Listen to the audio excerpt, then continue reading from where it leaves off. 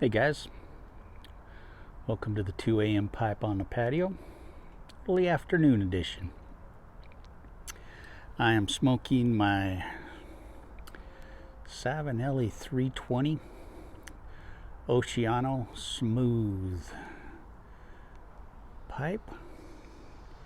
This was a gift from Piper 49er, and it's a beautiful smoking pipe, boy.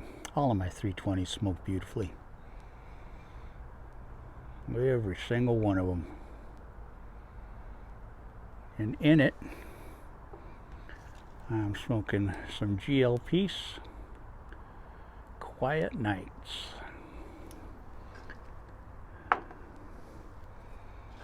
Been a while since I've smoked this stuff, and it is so good.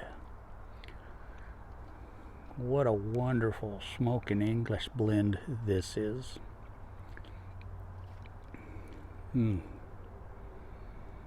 I forgot how much I love GLP's Quiet Nights.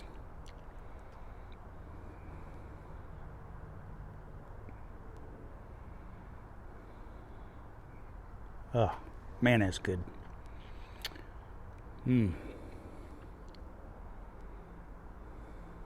Good stuff.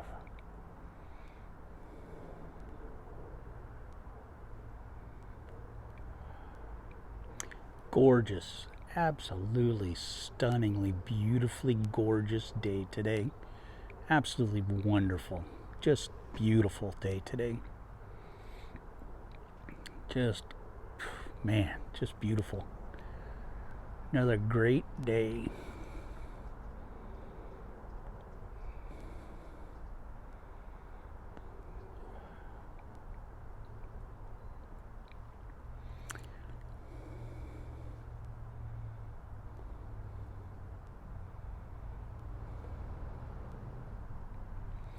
I was watching a video last night, a couple of videos last night from this channel. Has nothing to do with pipes, but it was called Military Archaeology Legenda, and they were long videos. One of them was over 2 hours and one was 5 hours long. And this group, they go around to battlefields. A lot of them are in Latvia, and these guys are all from different countries. They come from, Great Britain, Latvia, United States, Norway. They're from all over the place. Pay their own way. They go to these battlefields, and they find soldiers who were killed in action and buried on the battlefield. They disinter their remains and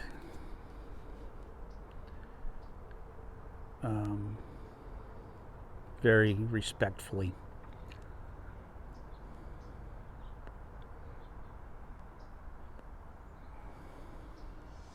with no regard for their country of origin. It doesn't matter whether they were Russian, German, British, American. It does not matter. They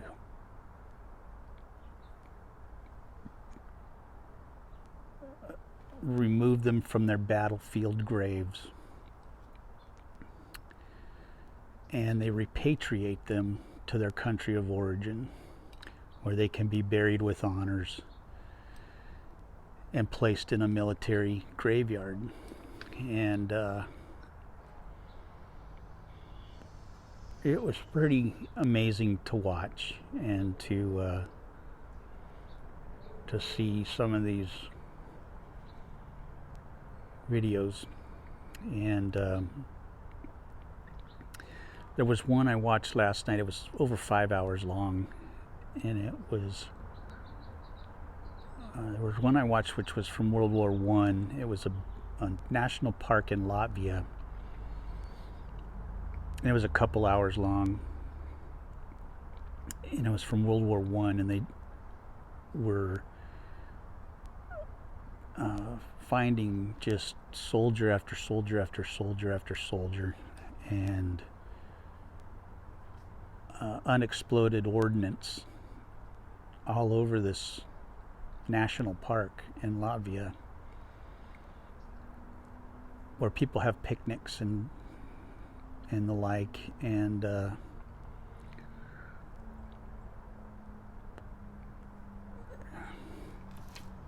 was just something to see that, and to know that these men are there and nobody even knows it, you know. But then this one video I was watching, there was an elderly lady at her house, and during World War II, the Germans took over her house, and they were living in her house.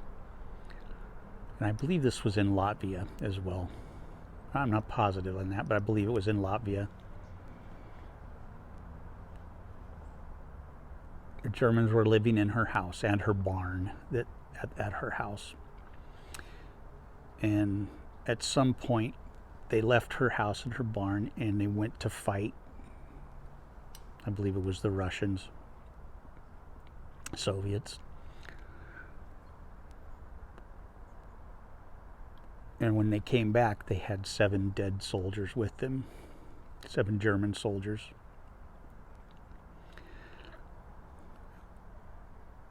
And they buried those soldiers in this family's yard, in their garden right under a tree. And this family tended those soldiers' graves for the rest of their lives.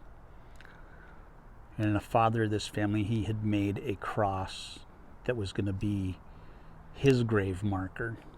And he put that cross up where these soldiers were buried to mark their graves. And so this lady, who was a little girl at the time during World War II, had spent her life tending these soldiers' graves.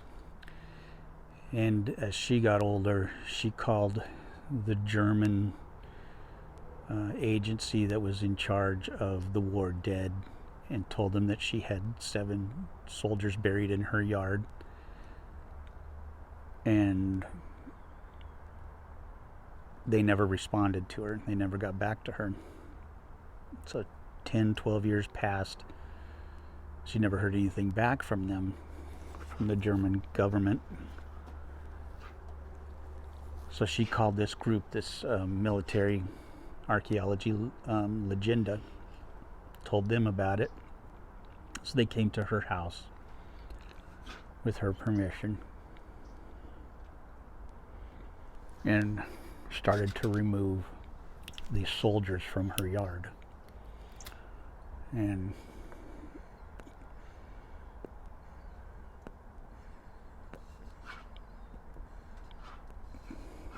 her family had kept a record of who those soldiers were. She knew the names of each soldier who was buried and in what grave they were buried in.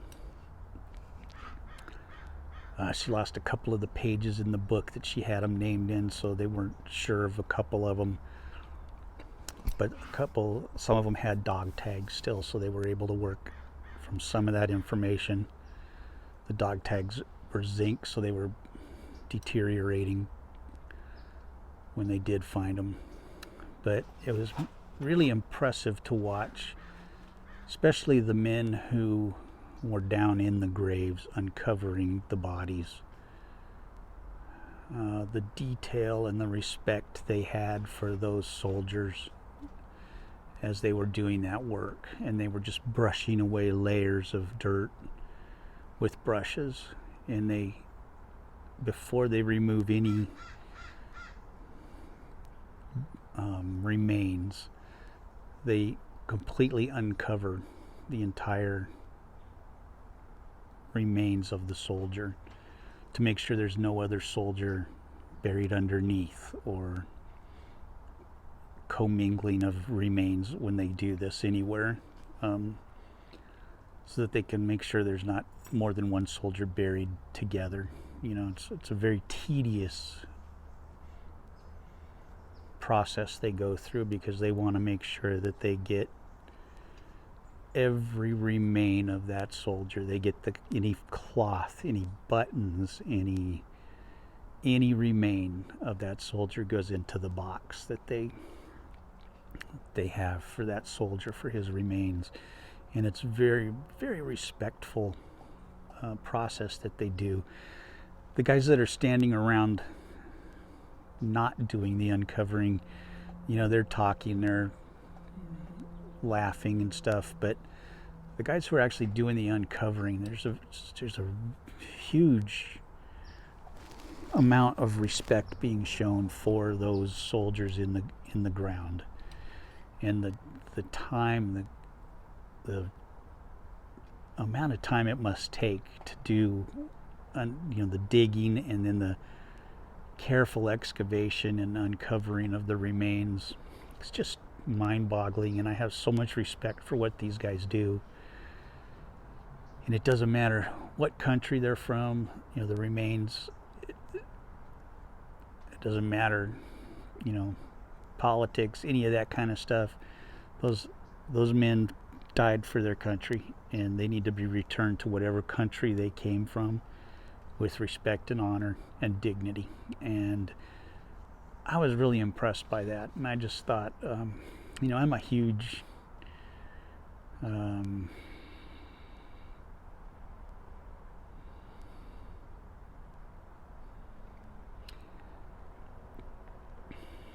I've never been in the military. I have a huge heart for the military, and the guys I know who were in the military, who fought in battle, had a huge respect for their enemy.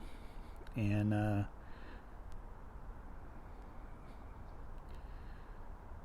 when it was over, they often would come together and meet, and there was a mutual respect for their enemies. And I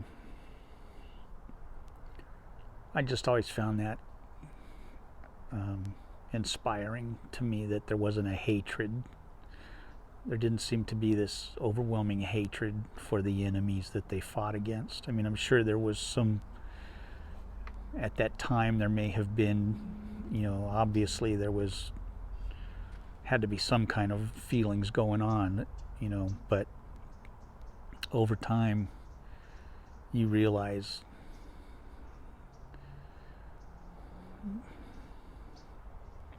it wasn't that guy's fault. You know, he didn't start it, for one thing, you know, but any more than you did. But you just had a respect for your enemy. At least the guys I've talked to, they have a mutual respect with their enemies. And these guys are like that. They respect all these guys who fell. No matter their country, no matter their flag, they deserve respect. They fell with honor. And if you get a chance to watch some of these videos, they're really quite interesting. They're long. They are really long. You know, 5 hours is a long time to watch a video, but I'm fascinated by it. And if you know, search through, you can get to where the actually uncovering comes along. And this one in the lady's garden, they get to the one, and you can kind of see, it almost looks like a face when they start uncovering it was kind of eerie, but and you learn a lot about the burial process, why they buried them with helmets. You know, if they had head wounds, they buried them with the helmets to keep things together. And it was just I found myself moved to tears a couple of times, you know, and But it was just interesting for me, and I just thought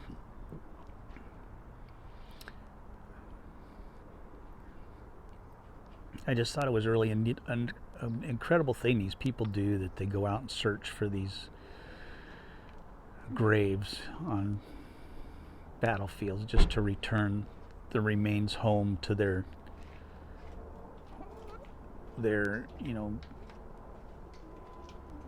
countries of origin, and many times they're able to give the families their loved ones back.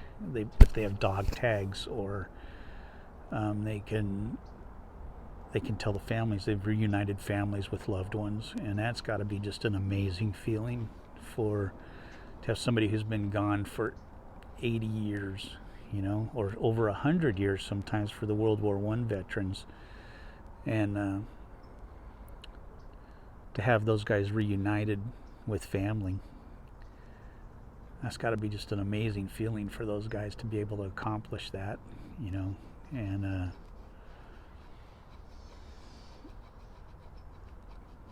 I just can't imagine what that must feel like, and how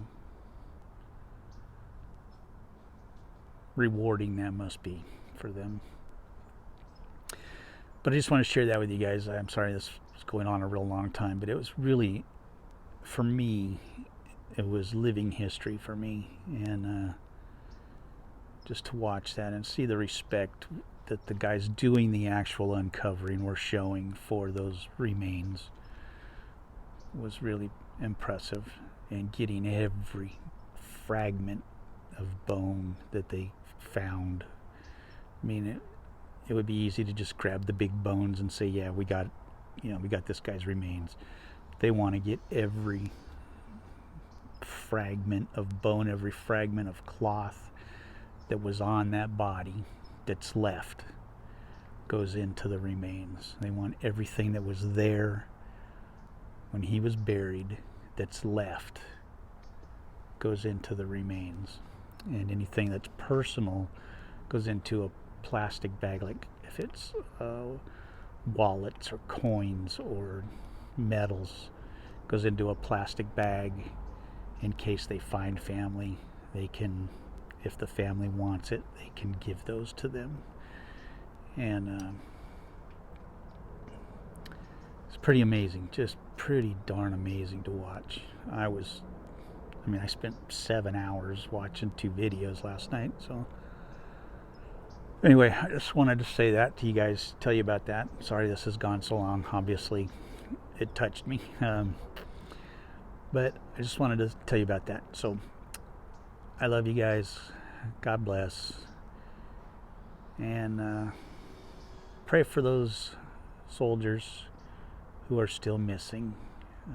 I know I wore a POW bracelet for many, many years for Vernon Onion, who was taken as a prisoner of war in Korea on July 20th, 1950. And he was killed on Christmas morning, 1950, in the prisoner of war camp, and has never been brought home. And he's still missing in action. And he was on Johnny Johnson's list. If you want to hear a story of heroism, Google Johnny Johnson's list and Korean War POW Johnny Johnson and his list he kept in the Korean POW camp. That man was a true hero. He risked his life to keep track of every POW who was killed in the Tigers camp in Korea. And when that camp was liberated, he had a list of every man that was killed inside that camp that he had saved and kept in his rectum, because he knew they wouldn't look for it in his rectum. And Johnny Johnson was a true hero. Read his story if you can find it on Google. but he kept a list of every man killed in the Tigers camp in Korea. Look up Tiger survivors, and you can find a lot of information on the Tigers camp in Korea. But anyway, talk to you guys later. I love you. God bless each and every one of you guys. Take care.